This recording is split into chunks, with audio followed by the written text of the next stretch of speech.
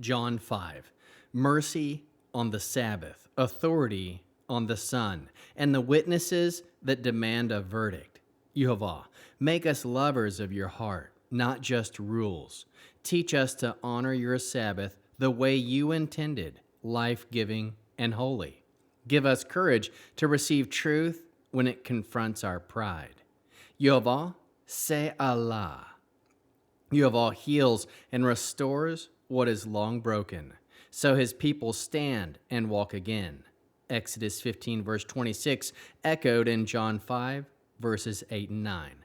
Yehovah, seh-AH-lah, kadosh, kadosh, kadosh, holy, holy, holy. Please fill me and lead me, and cover me and stir me, and speak through me with your Ruach HaKodesh, that I may speak your written words with boldness and humility to those who listen. I ask all these things in Yeshua HaMashiach, Jesus the Christ, the Messiah, the Anointed, the Aleph and Tav's name. Amen. We'll start with the Shema. Listen and obey. Children of Yehovah, pay careful attention and respond. Yehovah is our power and authority. Yehovah works in unity, echad, with himself, and you shall act upon your love, ahava, to Yehovah with your power and authority, with your thoughts and mind, with your entire body, and with all the muchness that you have. Yod, Hey, Vav, Hey, hand, behold, now, behold. John chapter 5.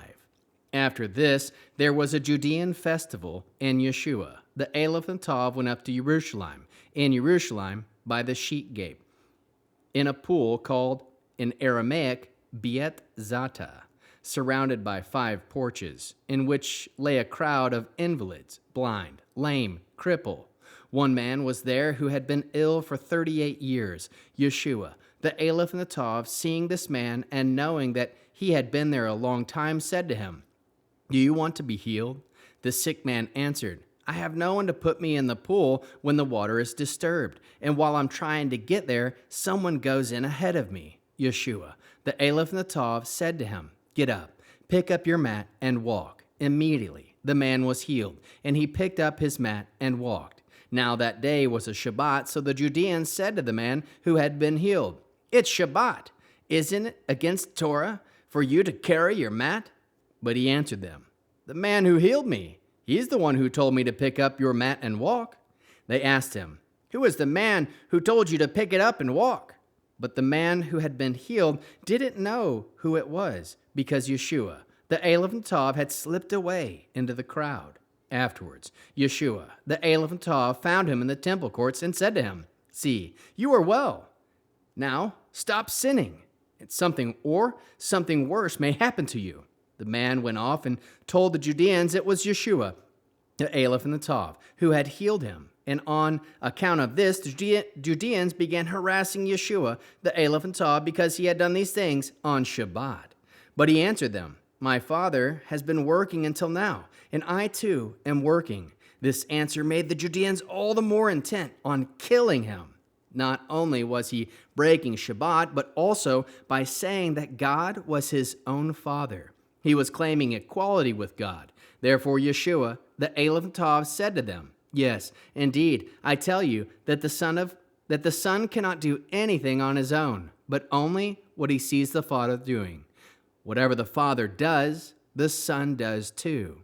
For the Father loves the Son and shows him everything he does, and he will show him even greater things than these, so that you will be amazed. Just as the Father raises the dead and makes them alive, so too the Son makes alive anyone he wants. The Father does not judge anyone, but has entrusted all judgment to the Son, so that all may honor the Son as they honor the Father. Whoever fails to honor the Son is not honoring the Father who sent him. Yes, indeed, I tell you that whoever hears what I am saying and trusts the one who sent me has eternal life. That is, he will not come up for judgment, but has already crossed over from death to life. Yes, indeed, I tell you that there is coming a time, in fact, it's already here, when the dead will hear the voice of the Son of God, and those who listen will come to life. For just as the Father has life in himself, so he has given the Son life to have in himself. Also, he has given him authority to execute judgment, because he is the Son of Man. Don't be surprised at this, because the time is coming when all who are in the grave will hear his voice and come out. Those who have done good to a resurrection of life, and those who have done evil to a resurrection of judgment. I can't do a thing on my own. As I hear, I judge, and my judgment is right, because I don't seek my own desire, but the desire of the one who sent me. If I testify on my behalf, my testimony is not valid. But there is someone else testifying on my behalf, and I know that the testimony he is making is valid. You have sent to Yochanan, he has testified the truth.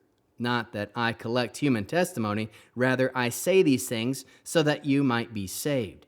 He was a lamp burning and shining for a little while. You are willing to bask in his light. But I have a testimony that is greater than Yochanan's. For the things the Father has given me to do, the very things I am doing now, testify on my behalf that the Father has sent me. In addition, the Father who sent me has himself testified on my behalf. But you have never heard his voice or seen his shape. Moreover, his word does not stay in you because you don't trust the one he sent. You keep examining the Tanakh because you think in it you have eternal life. Those very scriptures bear witness to me.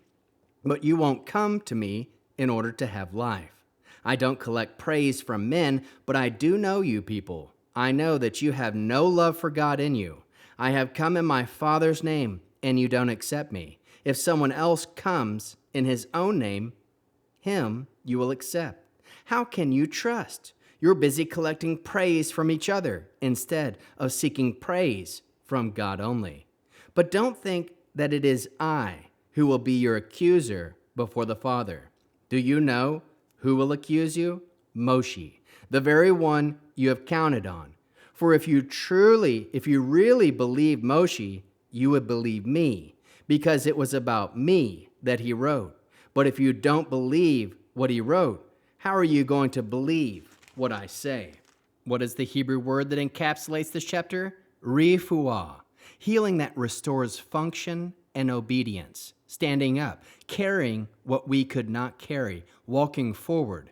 John 5, verses 8 and 9. Chapter flow. A man disabled for 38 years lies near the pool, stuck in repeated disappointment. Yeshua asks a piercing question, do you want to be made well? With a command, the man is healed and immediately walks. Religious leaders fixate on the Sabbath rule breaking instead of the miracle. Yeshua answers, the Father is working, and so is the Son. His works are not rebellion, but alignment. The conflict intensifies as Yeshua claims unique sonship and authority. Yeshua lays out witnesses, John, his works, the Father, and the Scriptures. He exposes the leaders' core issue. They search Scripture, but refuse to come to him for life. Core theme. John 5 is a collision, mercy versus legal pride, life versus control, witness versus refusal. Yeshua does not ask permission to do good. He reveals that the Sabbath is not an excuse to resist healing. The deeper issue is not theology, it is love. Who we seek glory from, God or man. How can we learn to love Yehovah with all our heart, soul, mind, and strength after having read this chapter? We can love Yehovah by choosing mercy over religious pride. Honor his intent, not just our system. Love Yehovah by obeying Yeshua's command immediately. Rise, take up, and walk in newness. Love Yehovah by seeking glory, seeking God's glory, not human approval, especially when truth costs us. How can we learn to love our neighbor as we love ourselves and as Yeshua loves us? Ask honest questions like Yeshua. Do you want to be made well? Without judgment, with hope. Celebrate restoration more than rule-keeping. Refuse to shame people in their breakthrough. Stop policing others' obedience while ignoring our own hardness and lack of compassion. How can we bear one another's burdens? Help the long-stuck person take their next step. Practical support, steady encouragement, and real follow-through. Carry the burden of discernment. Distinguish holy Sabbath from weaponized Sabbath. intercede for leaders and families trapped in pride, asking Yehovah to soften them into mercy. What are the top 3 fruits of the Spirit found in this chapter? 1, kindness, chesed. Mercy moves first toward the afflicted, not toward the critics. 2, faithfulness, emunah. True obedience responds to Yeshua's command and keeps walking. 3, self-control, rasun. We restrain pride that wants control more than compassion. Mitzvah response. Leviticus 19, verse 18. You shall love your neighbor as yourself. I am Yehovah. Command. We will honor Yehovah by choosing mercy, celebrating healing, and refusing prideful judgment. Hebrew declaration. Yehovah rapeh et mecho metuno ha-yeshanim ve-hachim otanu lechet besedcha lemad otanu eosot chesed biom hashabbat ovechol yom. Yehovah, heal our old broken places and raise us to walk in righteousness. Teach us to do kindness on the Sabbath and on every day. What is the one-sentence summary? Mercy heals on Sabbath. Witnesses speak. Pride refuses to come for life. What are the heart-piercing questions after having read this chapter and going over it? Where have we become more protective of rules than of people? Another. Do we actually want to be made well, or do we prefer familiar excuses? Another. What rise and walk obedience has Yehovah already told us to do? Another. Are we criticizing others' breakthroughs because they don't fit our system? Another. Whose glory are we seeking, Yehovah's or people's approval? Another.